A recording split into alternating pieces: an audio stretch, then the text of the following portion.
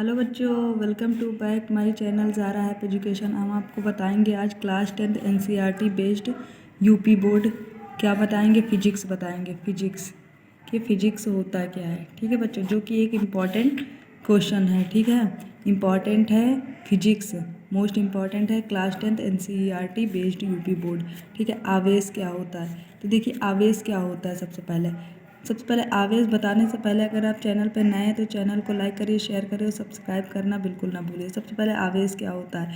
आवेश वह चार्ज होता है जो किसी भी धातु में होता है। ठीक है, आवेश वह चार्ज होता है जो किसी धातु में होता है। देखिए जैसे कि सबसे पहले हम एक एग्जाम्पल बताते हैं कि देखिए आवेश दो प्रकार का होता है, प्लस आवेश माइनस आवेश। ठीक है, तो देखिए दो, जैसे हम एग्जाम्पल से बताते हैं कि दो पिंड है, एक M1 है एक M2 है।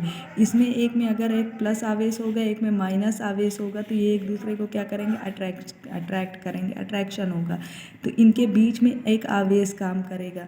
क्या करेगा? आवेश काम करेगा। तो सबसे पहले हम लिखेंगे आवेश क्या है। तो आवेश वह युक्ति है, आवेश वह एक युक्ति है जो किसी दूसरी वस्तु को अपनी ओर आकर्षित या प्रतिकर्षित करती है। अपनी ओर आकर्षित या प्रतिकर्षित करती है। देखिए बच्चों, आवेश जो होता है वो दो प्रकार के होता है, प्लस आवेश माइनस आवेश। कितने प्रकार का होता है? प्लस आवेश माइनस आवेश।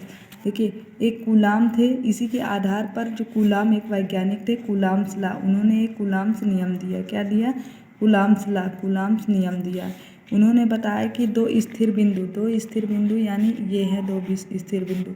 ठीक है, इसका द्रव्यमान मान लेते हैं M1, इसका द्रव्यमान M2। दो स्थिर बिंदु के बीच लगने वाले आकर्षण एवं प्रतिकर्षण बल, क्योंकि बच्चों जब आवेश है तो या तो आकर्षण होगा या तो प्रतिकर्षण होगा। दो स्थिर बिंदु के बीच लगने वाले आकर्षण एवं प्रतिकर्षण बल क्या होते हैं? एक दूसरे के अनुक्रमानुपाती होते हैं तथा उनकी बीच की दूरी जो होते हैं एक दूसरे के क्या होते हैं? वर्ग के व्युत्क्रमानुपाती होते हैं। कूलाम्स लॉ क्या कहता है? देखिए कूलाम एक वैज्ञानिक थे जिन्होंने एक नियम दिया। उन्होंने एक नियम ये बताया कि कूलाम्स लॉ जो होता है दो स्थिर बिंदुओं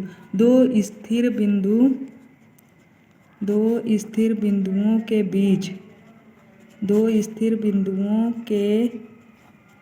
बीच लगने वाले क्या? प्रतिकर्षण या आकर्षण बल को प्रतिकर्षण या आकर्षण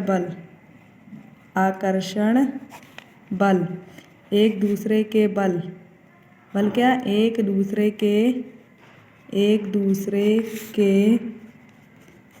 अनुक्रमानुपाती होते। क्या होते हैं? अनुक्रमानुपाती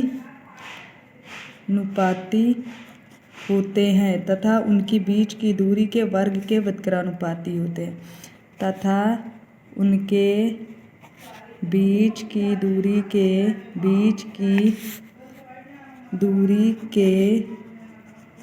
वर्ग के व्युत्क्रमानुपाती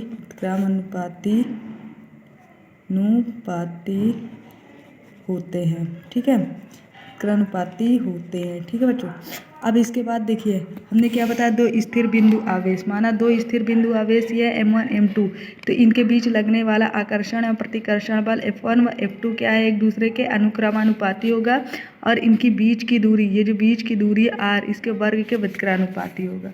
यानी F प्रोपोर्शनल क्या हो जाएगा? F प्रोपोर्शनल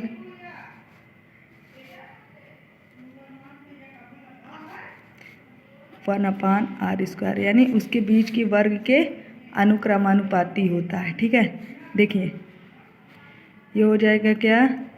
एक हो जाएगा M प्रोपोर्शनल क्या हो जाएगा? F1 F2 हो जाएगा, एक हो जाएगा M प्रोपोर्शनल 1/r²। देखिए जब इसको समीकरण फर्स्ट और समीकरण सेकेंड मानेंगे, इसको हम कुछ भी मान सकते हैं, यहाँ M की जगह K भी लिख सकते हैं। ठीक है, L भी लिख सकते हैं। तो m बराबर क्या हो जाएगा, m बराबर F1 m proportional F1 F2 upon r square. जब ये प्रोपोर्शनल हटता है तो m बराबर एक नियतांक आता है, क्या, एक नियतांक आता है, m बराबर k F1 F2 upon r square. यही हमारा कूलाम्स नियम। अब देखिए आवेश जो होता है, आवेश एक प्लस होता है एक माइनस होता है, ठीक है।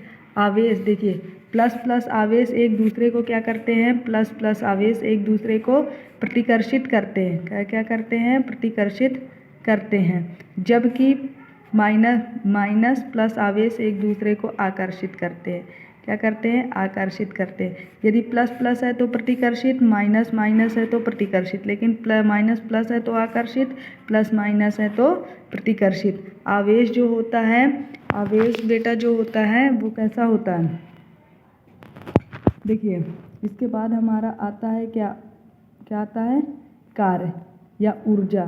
तो देखिए ऊर्जा क्या होती है, किसी कार्य को करने की क्षमता को हम क्या कहते हैं, ऊर्जा कहते हैं। क्या कहते हैं, किसी कार्य या फिर काम को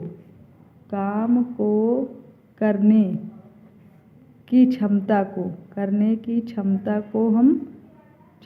को ऊर्जा कहते हैं, देखिए अगर जितनी हमारे पास ऊर्जा रहेगी उतना ज़्यादा हम काम कर सकते हैं, ठीक है।